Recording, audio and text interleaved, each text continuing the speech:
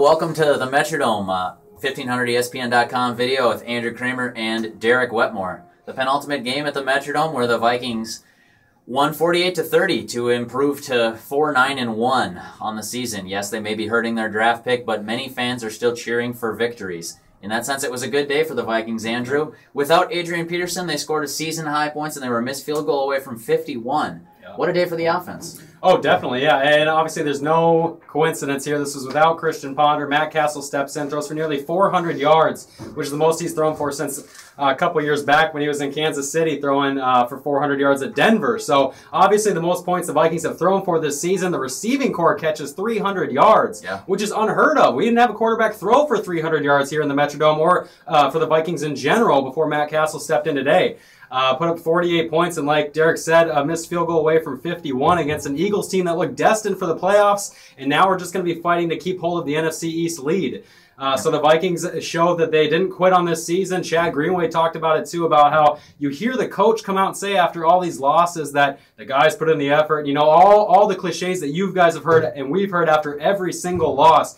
He said it pays off now with a win, knowing that the coach is always behind the guys, whatever you want to say. Point being, this team did not give up at 3-9-1. They came in and beat a team that I thought was going to handle them easily in the Philadelphia Eagles without their top two rushers. How did Matt Asiata do, and what did he have to say after the game? Yeah, Matt Asiata just kept talking about how blessed he was for the opportunity.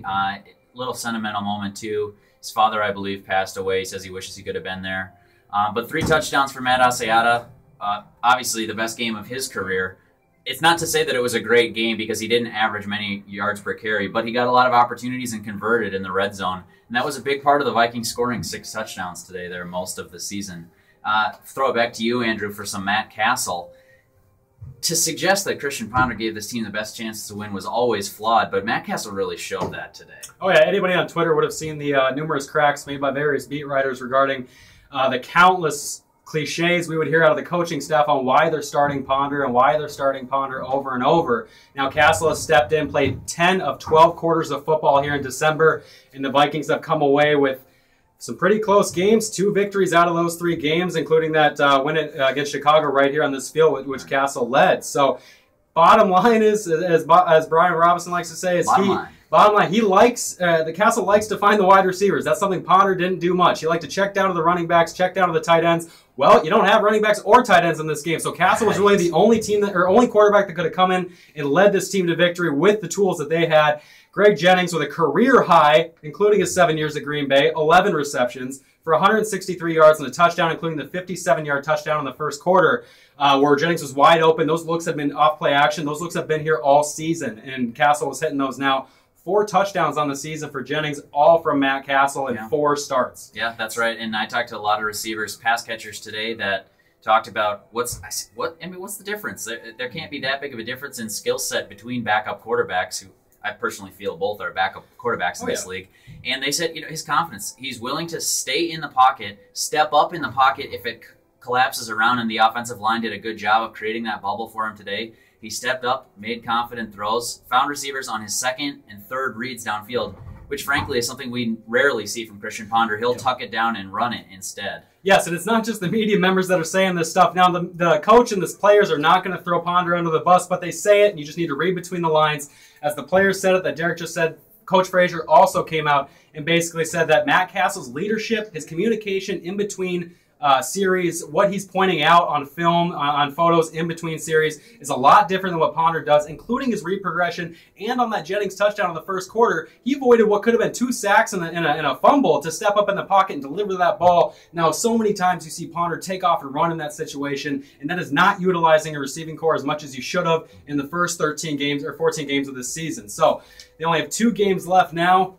Not much to play for, but Leslie Frazier is hopefully for Frazier, if he can get 2 wins out of these last 2 games, might force the GM and the ownership's hand at thinking about maybe keeping him around a little longer. But as reported before this game, his chances are grim, quote unquote, to remain as the coach after next season. But there were a few bright spots that came out of this game, mainly that receiving core in Cordero Patterson too. Touch on another bright spot too. Harrison Smith returning from a foot injury, played sparing. I mean, he was in there. He did not start. It didn't seem to me. I didn't count his snaps, but it didn't seem to me he was playing full-time, not the load that he's used to pre-injury.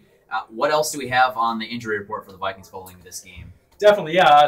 Harrison Smith came back from that foot injury he suffered 2 months ago against Carolina right here on this field, and he actually did play quite a bit of snaps. They didn't start him, however, they rotated him in with both Sanford and Sendejo. Both played alongside Smith, and basically Smith said, I didn't have to tell the coaches to keep playing me. They knew I'd be all right. So it's one of those things where Harrison, only a second-year player, has the trust of the coaching staff to go out there and be in that spot regardless of his injury status. Other than that, obviously they were very hurt. Chris Cook didn't play. He was questionable with a knee injury that happened on Friday. And then Chris Cook didn't play. Other than that, Xavier Rhodes didn't play. He was doubtful with an ankle injury that he suffered a week ago at Baltimore. Guard Brandon Fusco didn't play after a knee injury at Baltimore. So even with all these reserves in, they still stepped in, hung 48 points on the Philadelphia Eagles, and made their defense, which is already one of the worst in the league, look even worse. A final bright spot to wrap it up, for Vikings fans anyway, Cordero Patterson. He's not getting touched on kick returns. They're kicking it away from him and intentionally avoiding him. He did get a punt return, didn't get to return it, but they're finding him in the receiving game. They're finding him in the rushing game too. It seems to me the Vikings are finding more ways to get this kid on the field. Yes, they are. And like you said, they keep kicking it away from him. The NFL's main and leading return man, the best return man, in my opinion, had no kickoff returns on 5 attempts. The Vikings' average field position was still 33 because all they did was squib it. Chase Ford had a couple returns of all people, just for minimal yardage. But now they're putting them back there on punts. And a part of that is Marcus Sherrills, who's your main punt returner, now has to be your starting corner with Chris Cook and Rhodes out. So they want to try and relieve some pressure on Marcus while also getting the ball to Cordero Patterson more. So it's kind of a win-win there. But Patterson only gained 35 yards, had another touchdown. And if you remember that pass interference that he drew in the fourth quarter, Frazier said he came off the field and said, Coach, throw me 9 routes all day. They can't touch me. And for the layman, the 9 route just basically means the go route. Throw it up to me. I'll catch it. Or at least draw a pass interference and gain a lot of yards.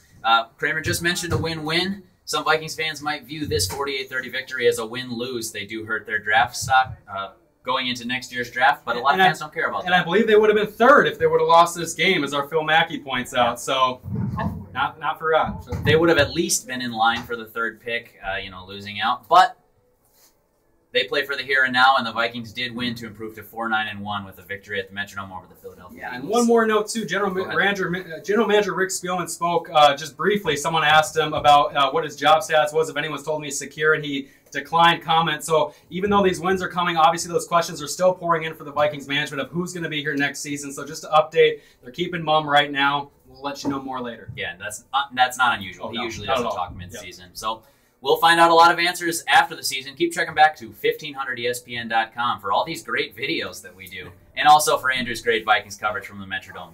Thanks for watching.